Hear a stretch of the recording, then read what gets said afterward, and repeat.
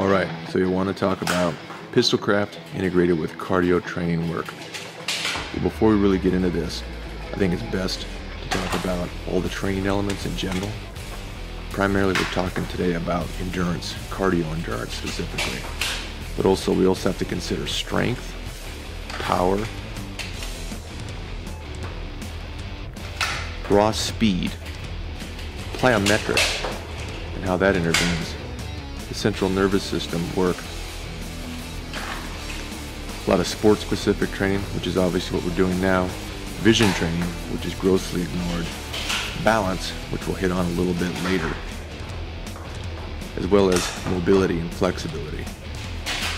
Some other elements include mental, injury prevention.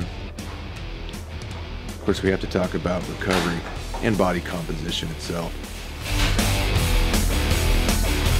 Basically, these are a few drills which I kind of stumbled upon over time on how to integrate dry firing with the SIRT training pistol with some basic movements. These movements are basically cardiovascular based. There's a little bit of balance, a little bit of strength integrated, but really what I'm working is my cardio, okay?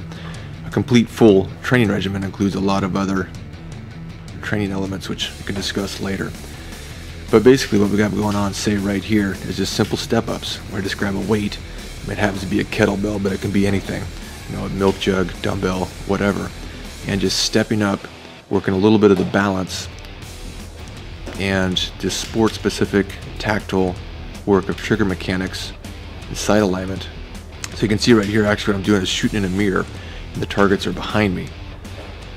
The SIRT pistol gives a little bit of a comet tail like effect if I don't have proper trigger mechanics.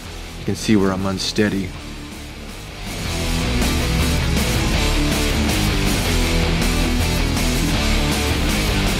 Okay, kettlebell cleans. Kettlebell cleans, these aren't really for power.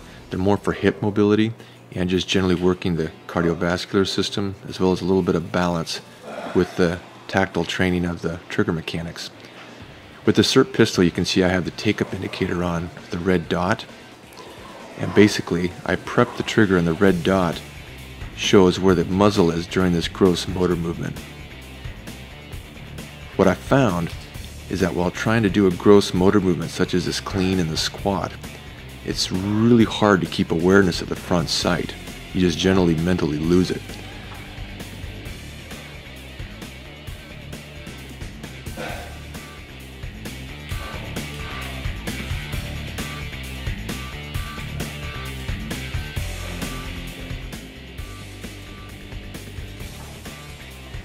This is another drill I stumbled onto.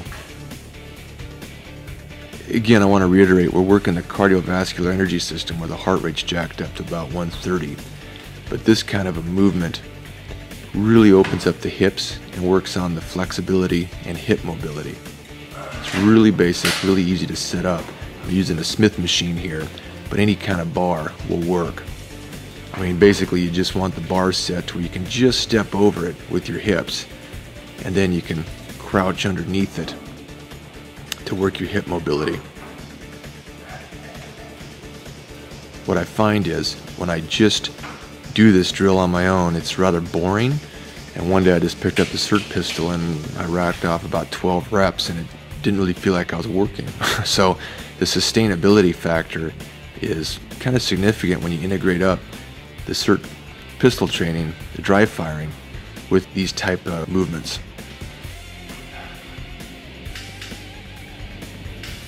You can also go strong hand, weak hand with it.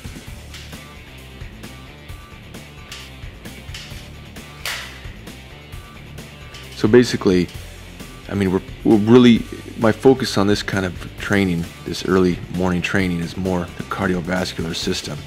But, you know, I like to kill as many birds with one stone as much as possible. But what I find is I kind of get lost in the dry firing.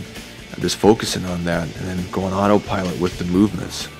Okay, this one's a little bit different. We're actually working calves here, and we're kind of getting out of the aerobic work and more working the actual phosphocreatine burst and anaerobic lactate fatigue. Now what I found is you really have to have your trigger mechanics dialed in on this. And again, I was just playing around one day and grabbed the pistol and found that I really have to fire on sequence with the little firing of my calves. Now I'm on the shuttle here. This is a fairly advanced piece of equipment used by a lot of pro teams. It's by Shuttle Systems, the Shuttle MVP. It's kind of a plyometric power-based tool, but you don't really have to have this kind of a tool, but you can kind of see where I'm nailing the small little tape targets. I have to actually prep the trigger and nail that right in sequence when I'm at the very top of the stroke.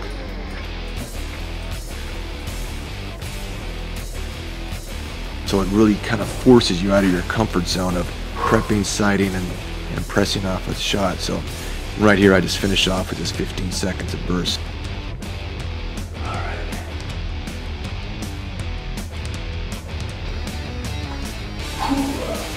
Okay, this is another little nuance too. We're doing aerobic primarily, but what I find is that working the obliques, a good burst, nice hardcore 10 seconds, 10, 12 second burst. I'm snapping my eyes and snapping the ball as fast as I can. And I only do this for 10 seconds because I don't want to pace myself. I want to work that 10-second explosion. But to get the most out of it, this is kind of interesting. Again, another thing I found is you can see right through here, there's a little gap in between that bar and that no-shoot target. So I can only sit up so far, and I'm shooting through the mirror, and you can see the laser pulses behind me on those little black squares. Now on the mirror there's a double image because I'm shooting through the mirror. But you can see I'm not really hitting them very good. I have to sit in that spot to work my abs. And again, I can just work it harder and integrate pistolcraft. Now this is a little bit unique. Right here we're talking about just working a little bit of balance. And again, I'm underneath the cage. You saw before I like to be underneath the cage because it keeps you low. It's kind of the same principle in football I just have in the shoots. So this is part of the vision training which I talked about early on. I mean, vision training is really grossly neglected. We're just integrating the balance, staying low with the vision training.